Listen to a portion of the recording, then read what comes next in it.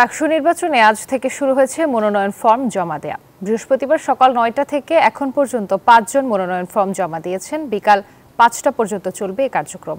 আগামী ৭ সেপ্টেম্বর পর্যন্ত মনোনয়ন জমা দিতে পারবেন প্রার্থীরা। যাচাই বাছাই শেষে আগামী ১০ সেপ্টেম্বর প্রার্থী তালিকা ঘোষণা প্রকাশ করা হবে। নির্বাচন অনুষ্ঠিত হবে ২৫ সেপ্টেম্বর সকাল ৯টা থেকে বিকাল ৪টা পর্যন্ত। সেই দিন গণনা শেষে ফলাফল ঘোষণা হবে।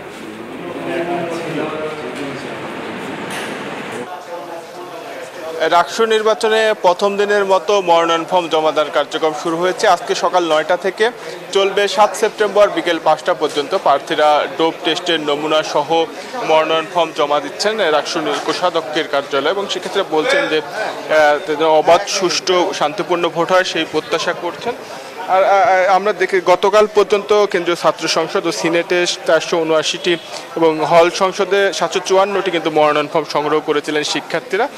তারপরে আজকে মনোনয়নপত্র জমাদান কার্যক্রম শুরু হয়েছে, সকাল থেকেই চলছে। এখন পর্যন্ত বেশ কয়েকজন শিক্ষার্থী কিন্তু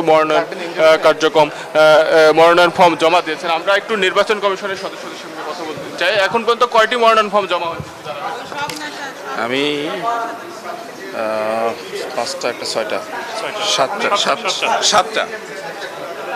এখন পর্যন্ত রাকসু নির্বাচন ২০২৫ উপলক্ষে আমরা যে মনোনয়নপত্র বিতরণ করেছিলাম এবং আজকে আমরা তাদের মনোনয়নগুলো জমা নিচ্ছি, এবং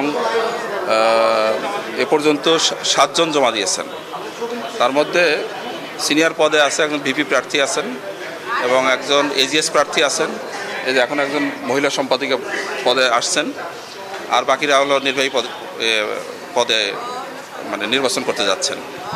যেমনটি বলছিলেন যে এখন থেকে ৭ জন প্রার্থী মনোনয়ন ফর্ম জমা দিবেন এবং জমা দিয়েছেন, এবং আরও যারা প্রার্থী রয়েছেন তারা নির্ধারিত সময়ে মনোনয়ন পত্র জমা দিবেন। এই ছিল রাজশাহী বিশ্ববিদ্যালয় থেকে সর্বশেষ। মর্তুজা, আপনাকে ধন্যবাদ।